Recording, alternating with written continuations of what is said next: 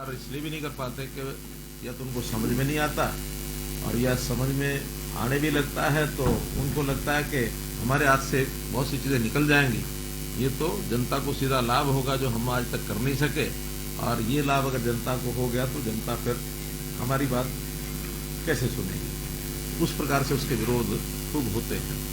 उसी प्रकार का एक विषय और वो बिल्कुल जमीन से जुड़ा हुआ विषय है। जैसे कहते हैं ना कि जमीन से जुड़ी बात हो तो बड़ी मजबूत होती है। आज एक ऐसा विषय आपके सामने रखा हो जो जमीन से जुड़ा हुआ है। हमने एक शब्द सुना है, इंतकाल, सुना है ना।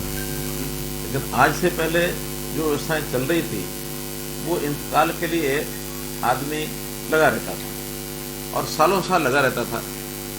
इंतकाल हो नहीं पा, ये हमारा जो मैनिफेस्टो था उसमें हमने किया था, और उस अनुसार आज हमने एक नई व्यवस्था आपको देने के लिए, आपके माध्यम से जनता को देने के लिए शुरुआत कर रहे हैं कि अब जो इंतकाल है वो रजिस्ट्री जैसे होगी उसके तुरंत बाद इंतकाल करने की व्यवस्था वो शुरू हो जाएगी। किसी को किसी के पास चक्कर काटने की जरूरत नहीं है। पटवारी के पास जाओ, तहसीलदार के पास जाओ, अपना इंतकाल चढ़वाओ, नाम बदलवाओ।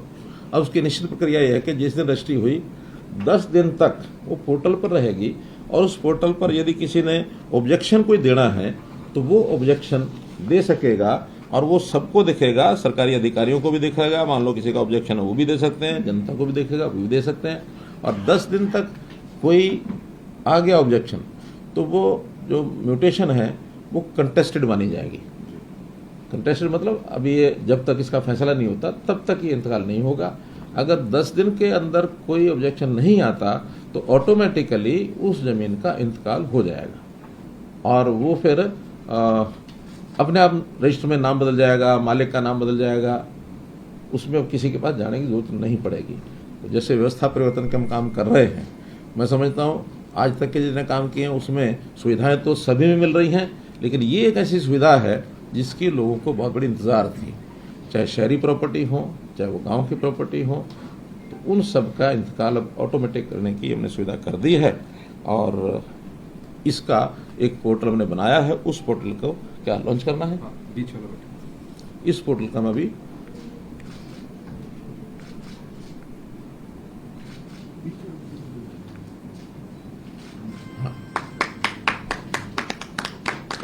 Automatic generation of mutation in web health by so and so. तो एक विषय तो ये आपके सामने रखना था।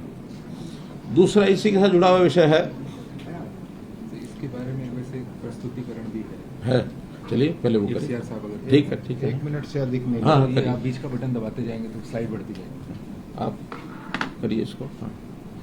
तो ये सब 4 तरह की रजिस्ट्रियाँ आज होती हैं, सेल, गिफ्ट या रहन जिसको कहते हैं, मॉर्टगेज विद पोजेशन, या फैमिली ट्रांसफ़र जो पारिवारिक एक्सचेंज होता है। तो इन चारों को वेब हेलरिस पे ही आपको जानते हैं रजिस्ट्री होती है।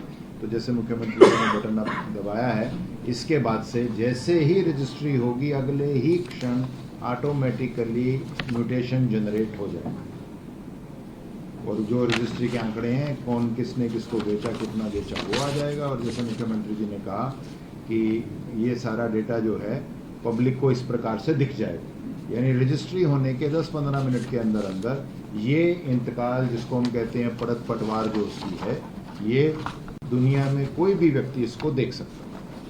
और इस पे आपत्ति करने के लिए आगे बटन बनाए गए हैं। वो जो है म्यूटेशन जनरेट होने के बाद ये आपने देखा इसमें लिखा हुआ है ऑब्जेक्शन। तो अगर ऑब्जेक्शन होगा तो जैसे मुख्यमंत्री जी ने बताया कि 10 दिन में एक भी ऑब्जेक्शन आ गया तो इंतकाल कंटेस्टेड या मुतनाज़ा इंतकाल हो जाएगा, जो एसटीएम को चला जाएगा, और नहीं आया तो वो सीआरओ द्वारा स्वीकृत कर दिया जाएगा।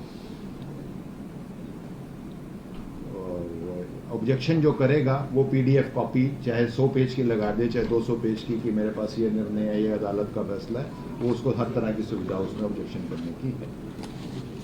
तो ये हो ही गया कि या एक्सेप्ट या रिजेक्ट। धन्यवाद।